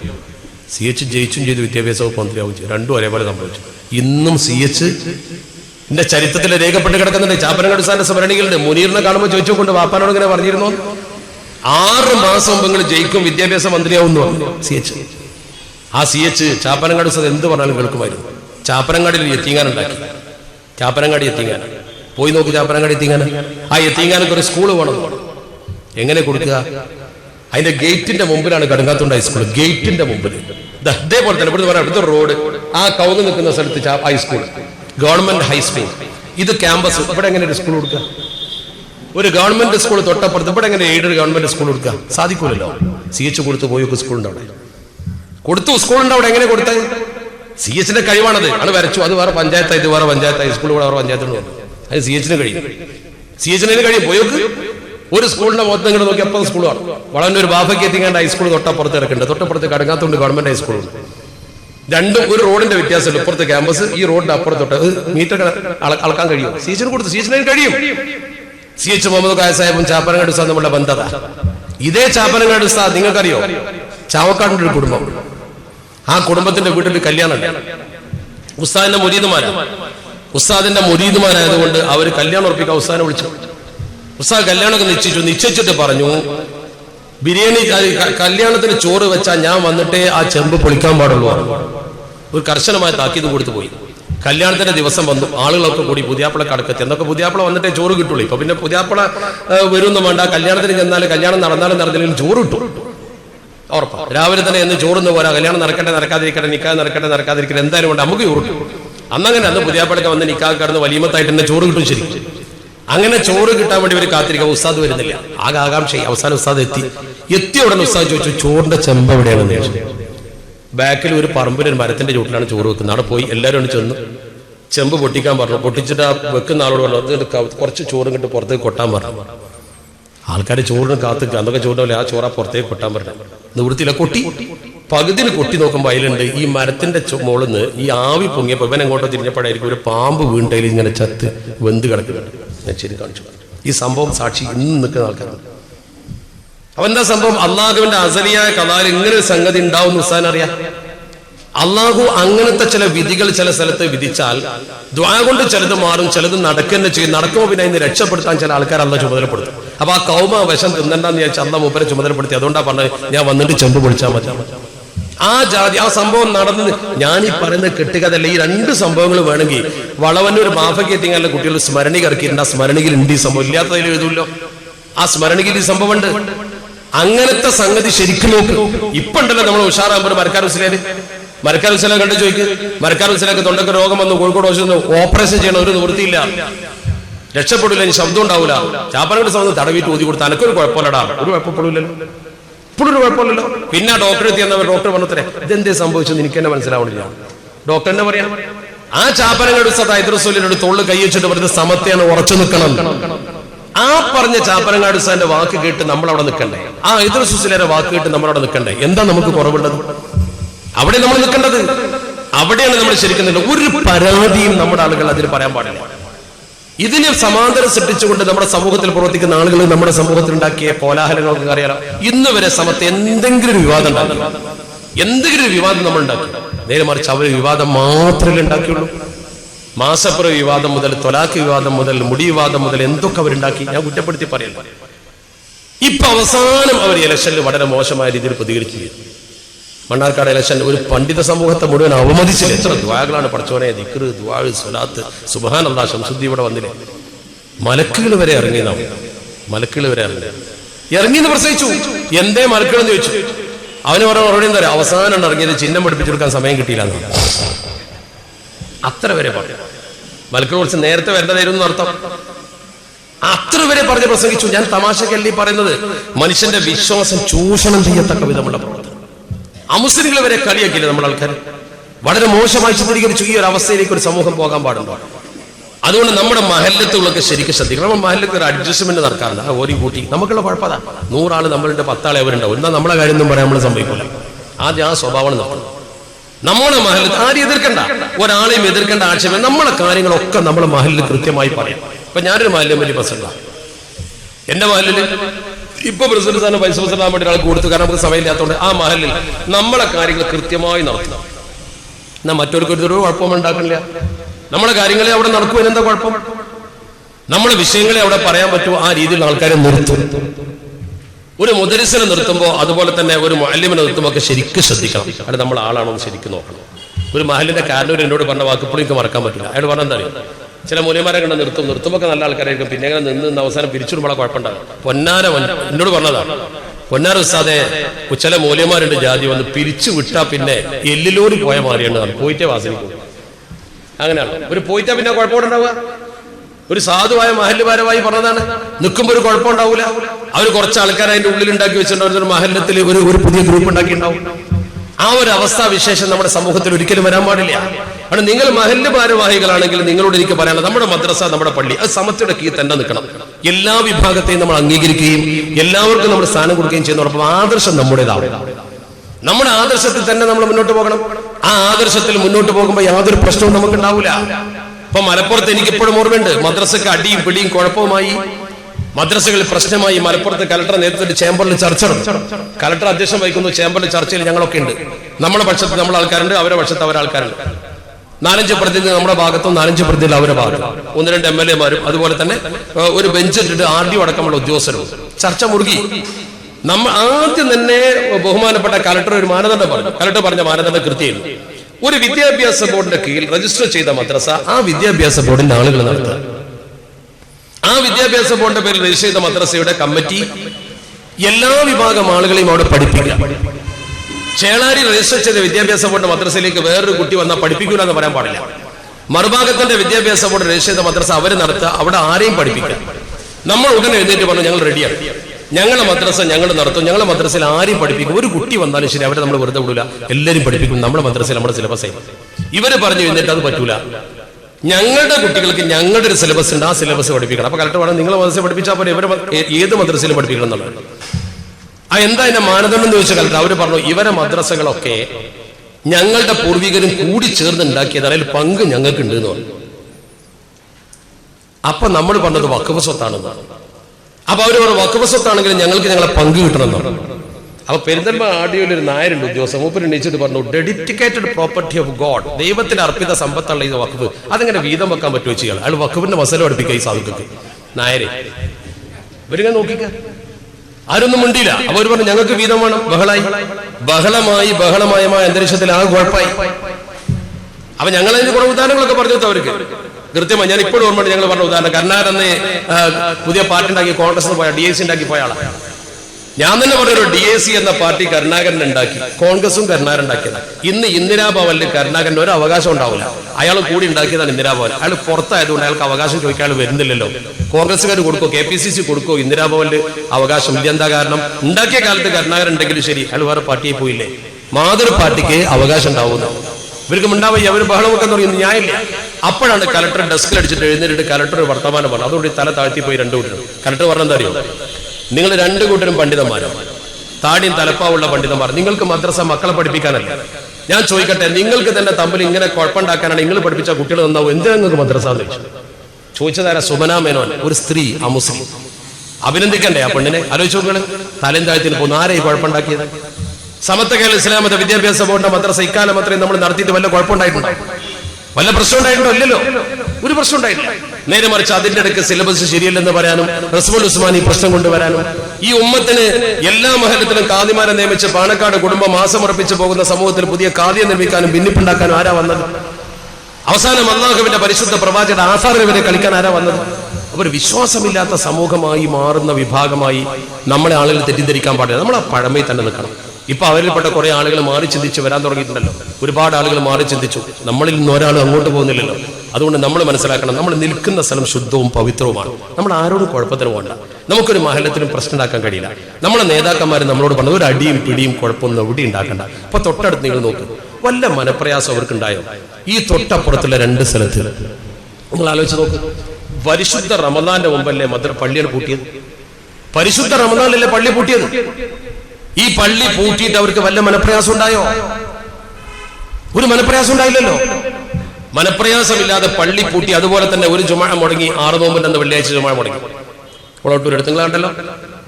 ഇതുപോലെ മുടങ്ങിയില്ലേ? ഇതുപോലെ ഇവർ ഈ സമൂഹത്തിൽ ചെയ്യുന്ന പ്രവർത്തനം ആലോചിച്ച് നോക്കുക. എന്താണ് ഇതിന്റെയൊക്കെ കാരണം? ഈ രീതിയിൽ പള്ളി പൂട്ടിയിട്ട് അവർക്കൊരു മനപ്രയാസമില്ല. ഗവൺമെന്റിനാണെങ്കിൽ സ്വാഭാവികമായും 2 പ്രശ്നം ഉണ്ടായ പൂട്ടിയിടുക എന്നുള്ള നയം, പോലീസിന്റെ നയം. നഷ്ടമായിരിക്കാൻ നമുക്ക് ദീൻ പഠിക്കാൻ കഴിയില്ല. ഈ ഒരു അവസ്ഥയിൽ എവിടെ പ്രശ്നമുണ്ടാക്കിയാലും മദ്രസ പൂട്ടി. ഇവർ 10% ഉണ്ടാവും, ബാക്കി 90 നമ്മളെ. അപ്പൊ ആ അവസ്ഥ വരാതിരിക്കാൻ ജാഗരൂകരായി നമ്മുടെ പള്ളിയുടെ മദ്രസയുടെ കാര്യത്തിൽ ഉണരുക. നമുക്കൊരു കുഴപ്പമുണ്ടെന്ന് അറിയാം. ജനറൽ ബോഡി വിളിച്ചാൽ നമ്മൾ 100 ആളുണ്ടെങ്കിൽ 10 ആളെ പോകുള്ളൂ. അതൊക്കെ കുതിരത്തോണ്ട് നടന്നോടുന്നുള്ള ആൾക്കാർ നമ്മളെ ആൾക്കാർ പോകില്ലല്ലോ, യോഗത്തിന് പോകില്ല. നേരെ മറിച്ച് മറ്റോരോ 10 ഈ 11ാമത്തെ ആളെ കൊണ്ടുവരാൻ ഉണ്ടെന്ന് കിട്ടുന്ന നോക്കാം. നമ്മൾ മര്യാദയ്ക്ക് യോഗത്തിന് പോകില്ല. പിന്നെ എന്തെങ്കിലും പ്രശ്നം ഉണ്ടാകുമ്പോൾ മാത്രമേ നമ്മൾ ഇളകുള്ളൂ. ആ ഒരു അവസ്ഥ മാറ്റി നമ്മൾ സജീവമായി നമ്മുടെ സംഘടനാ രംഗത്ത്, എന്നാൽ മറ്റുള്ളവരെ ദ്രോഹിക്കുകയോ ആക്ഷേപിക്കുകയോ നമുക്ക് അവകാശപ്പെടാത്ത ഒന്നും നമുക്ക് വേണ്ട.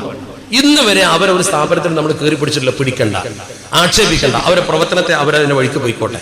നമ്മുടെ മാർഗം ശരിക്കും ശുദ്ധമായി കൊണ്ടു നടക്കും. ഞാൻ കൂടുതൽ ദീർഘിപ്പിക്കുന്നില്ല, 1:30 മണിയോട് അടുക്കുന്നുണ്ട്, നിങ്ങൾക്ക് സമയം തെറ്റും. എനിക്കാണെങ്കിലും മറ്റൊരു പരിപാടിക്ക് പോകാൻ നിങ്ങളോട് ക്ഷമിക്കണം, ഞാൻ അല്പം വൈകിയതിന്. സമസ്ത കേരള ജംഇയ്യത്തുൽ ഉലമ എന്ന നമ്മുടെ ആദർശ പ്രസ്ഥാനത്തെ മുറുകെ പിടിച്ചുകൊണ്ട് നമുക്ക് ജീവിക്കുമ്പോൾ മരണാനന്തരം പ്രതിഫലം കിട്ടണമെന്ന് കരുതിയിട്ടാണ് ഈ സംഘടനാ പ്രവർത്തനമൊക്കെ. അല്ല ദുന്യാവെന്നൊന്നും കിട്ടണമെന്ന് വിചാരിച്ചിട്ടല്ല. ഇവിടെ നമുക്ക് വലിയ സ്ഥാനമാനൊന്നും ഉണ്ടാവില്ല. നമ്മൾ ഈ നടക്കുന്നതിനൊക്കെ വലുത് കിട്ടിയിട്ടല്ല, നമുക്ക് പലപ്പോഴും നഷ്ടങ്ങളുണ്ടാവും. പക്ഷേ ഈ നഷ്ടങ്ങൾക്കൊക്കെ മരിച്ചു ചെന്നിട്ട് പ്രതിഫലം കിട്ടുന്ന ഒരു പ്രതീക്ഷ ഉണ്ട്. കാരണം എന്താ, ചെറുശ്ശേരി ഉസ്താദ് മരിക്കുമ്പോൾ നിങ്ങളറിയോ, മരിക്കുന്നതിന്റെ മുമ്പ് അദ്ദേഹം കിതാബുകൾ മുഴുവൻ കൊണ്ടുപോയി അവിടെ വഖഫ് ചെയ്തു. ആരെ അദ്ദേഹത്തിന് ഈ വർഷം അവസാന വർഷമാണ് തോന്നിപ്പിച്ചത്? ഈ വർഷത്തെ അദ്ദേഹത്തിന്റെ ടൈം ടേബിൾ തയ്യാറാക്കുമ്പോൾ അദ്ദേഹം പറഞ്ഞു, സാധാരണ 2 ഫിഖഹിന്റെ കിതാബാണ് പ്രധാനമായി അദ്ദേഹം എടുക്കാറുള്ളത്. 11ാം ക്ലാസ്സിൽ മഹല്ലിയും 12ാം ക്ലാസ്സിൽ തൂഫയും. അദ്ദേഹം പറഞ്ഞു 1 ഹദീസിന്റെ കിതാബാക്കണം. സഹപ്രവർത്തകർ പറഞ്ഞു ഉസ്താദ് തന്നെ ഫിഖ് എടുക്കണം, എന്നാലേ ശരിയാവും എന്ന് പറഞ്ഞപ്പോൾ അദ്ദേഹം പറഞ്ഞെന്താ, അവസാന കാലത്ത് ഹദീസുമായി ബന്ധപ്പെടണമെന്ന് എന്റെ ശൈഖന്മാർ പറഞ്ഞിട്ടുണ്ട്. അവസാന കാലമായി നാരാ തീരുമാനിച്ച ഹാർട്ട് അറ്റാക്ക് പോലും ഉണ്ടായിട്ടില്ല. ഈ കൊല്ലത്തിന്റെ തുടക്കത്തിലാണ് മരിക്കുന്ന കഴിഞ്ഞ കൊല്ലത്തിന്റെ തുടക്കത്തിൽ, കഴിഞ്ഞ റമദാൻ കഴിഞ്ഞു. അപ്പോൾ ഹദീസ് മാറ്റി കൊടുത്തു. 9ാം ക്ലാസ്സിലെ മഹല്ലി മാറ്റി സ്വഹീഹ് മുസ്ലിം വെച്ചു കൊടുത്തു. ആ സ്വഹീഹ് മുസ്ലിമിലെ ഹദീസ് വായിക്കുമ്പോഴാണ്, അത് അവസാനിച്ചിട്ടാണ് അദ്ദേഹം പോയിട്ട് അദ്ദേഹത്തിന്റെ രോഗം ബാധിച്ച റൂമിൽ നിന്ന് ഒരു 10 കൊടുക്കുന്ന സമയത്ത്. ആലോചിച്ച് നോക്കുക, ആരാ അദ്ദേഹത്തോട് സ്വഹീഹ് മുസ്ലിം ക്ലാസ് എടുക്കാൻ നിർബന്ധിച്ചത്? ഹദീസിന്റെ കിതാബ് വേണമെന്ന് പറഞ്ഞെന്തുകൊണ്ടാ? ഈ കൊല്ലം അദ്ദേഹം വിട പറയുന്ന ആരാ തീരുമാനിച്ചത്? അപ്പൊ നമ്മുടെ നേതാക്കൾക്ക് മരിക്കുന്നതിന് മുമ്പ് ഒരു ഇൽഹാമ് കിട്ടുന്നുണ്ട്, ഈ വർഷം പോകാനായി. അത് നല്ലവർക്കേ അള്ളാഹു കൊടുക്കും. ഉമർ അലി ശിഹാബ് തങ്ങൾക്ക് അങ്ങനെയല്ലേ കൊടുത്തത്? അദ്ദേഹം എല്ലാ ഇടപാടുകളും തീർത്ത് തന്റെ ജേട്ടനെ വിളിച്ച് കാര്യങ്ങളൊക്കെ ഏൽപ്പിച്ചിട്ടല്ലേ? അർബുദ രോഗം കൊണ്ടല്ലല്ലോ മരിച്ചത്. അദ്ദേഹത്തിന് ഹാർട്ട് അറ്റാക്ക് ഉണ്ടായതാ വൈകുന്നേരം. അതിന്റെ മുമ്പ് അദ്ദേഹം എന്താ ചെയ്ത്, വീട്ടിൽ നിന്ന് ദ്വാരന്നിട്ടുണ്ട് ഇറങ്ങിയിട്ട് ആശുപത്രി പോയിട്ടാണ് മരിച്ചത്. നമ്മളെല്ലാ നേതാക്കളും അങ്ങനെ തന്നെ. മാനു മുസ്ലിയാർ മരണപ്പെടുമ്പോൾ കണ്ടോ, കോഴിക്കോട്ടേക്ക് അദ്ദേഹത്തിനെ നിർബന്ധിച്ചു വന്നതിന് മരണപ്പെട്ടു. അദ്ദേഹം മരണപ്പെട്ട സമയത്ത് അദ്ദേഹത്തിന്റെ മയ്യത്ത് നിസ്കരിക്കാൻ അവിടെ ഒമ്പിച്ചൊരു ജനാവലി അള്ളാഹു ഒരുക്കി കൊടുത്തു. സമ്മേളനം കഴിഞ്ഞിട്ടാണ് മരിച്ചു എന്ന് വിചാരിച്ചാൽ ആരും ഉണ്ടാവില്ല. തുടക്കത്തിൽ മരിച്ചാൽ സമ്മേളനം കലങ്ങൂലേ? സമ്മേളനം ഒക്കെ കഴിയുന്ന ആള് പിരിയാതെ നിർത്തിക്കൊണ്ട് അദ്ദേഹം മരണപ്പെട്ടു. മയ്യത്ത് കൊണ്ടുവന്ന് വെച്ചു. ആ മയ്യത്തിറക്കി വെച്ച രംഗം ഇന്നും എൻ്റെ മനസ്സിലുണ്ട്. ഞാനന്ന് സ്റ്റേജിലുണ്ട്. സ്റ്റേജിൽ നിന്ന് 2 or 3 തവണ മൈക്ക് ഓപ്പറേറ്റർ വിളിച്ചിട്ട് സമ്മേളനത്തിന്റെ പ്രസംഗത്തിൽ കാറ്റ് കടലിൽ നിന്ന് അടിച്ചിട്ട് മൈക്കിലൂടെ കാറ്റ് കയറി ബഹളായിട്ട് ഒരു പ്രത്യേക ശബ്ദം. അപ്പോ പരാതി വന്നിട്ട് മൈക്ക് ഓപ്പറേറ്ററോട് 2-3 പ്രാവശ്യം എന്തതിന് ചെയ്യാൻ, അയാൾ കടലിന്റെ കാറ്റാ, എന്ത് ചെയ്യാൻ? കടലിന് ഈ കടപ്പുറത്തല്ലേ സ്റ്റേജ്, അങ്ങനെ കാറ്റ് വന്നാൽ മൈക്കിൽ കയറും, ഒരു നിവൃത്തിയില്ലാന്ന്. ആ കടൽക്കാറ്റ് മയ്യത്തണ്ട് ഇറക്കി വെച്ച് തെക്കുപേർ കെട്ടിയപ്പോൾ കടലാണ് നിന്നു. കടൽ പിന്നെ അനങ്ങിയിട്ടില്ല. മാനൂസുകാരെ മയ്യത്തണ്ട് ഇറക്കി വെച്ച കടൽ പോലും കരഞ്ഞു എന്നാണ് മനസ്സിലാക്കുന്നത്. കടൽ പോലും കരഞ്ഞു. ഫമാ ബക്കത്ത് അലൈഹിം സമാഉ വൽ അർള് എന്ന് മോശപ്പെട്ട ആൾക്കാരെ കുറിച്ച് പറഞ്ഞിട്ടുണ്ട്. അവർ മരിച്ചാൽ ഭൂമി പോലും കരയില്ല, ആകാശം കരയില്ല. നേരെ മറിച്ച് കടലിൽ സത്യം പറയാൻ തങ്ങൾ തക്ബീർ കിട്ടി അല്ലാഹു അക്ബർ അസ്സലാമു അലൈക്കും വറഹ്മത്തുള്ളാഹി വരെ മൈക്കിലൂടെ ഒരു ചൂളംവിളി പോലും കേട്ടില്ല. കാരണം മൈക്ക് നേരത്തെ അങ്ങനെ വെച്ചു കൊടുത്തില്ല, കടൽ അനങ്ങിയിട്ടില്ല. അതാണ് അലവിക്കുട്ടി മൗലവി കവിതയുടെ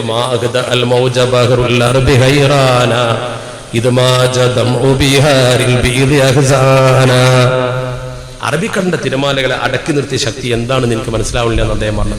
അവിടെ നമ്മൾ ചിന്തിക്കേണ്ടത് ഈ പ്രകൃതി പോലും നമ്മുടെ നേതാക്കൾക്ക് അനുകൂലമായി നിന്നു. ഈ പ്രകൃതി നമ്മുടെ നേതാക്കളുടെ മരണം മുഴുവൻ അങ്ങനെയാണ്.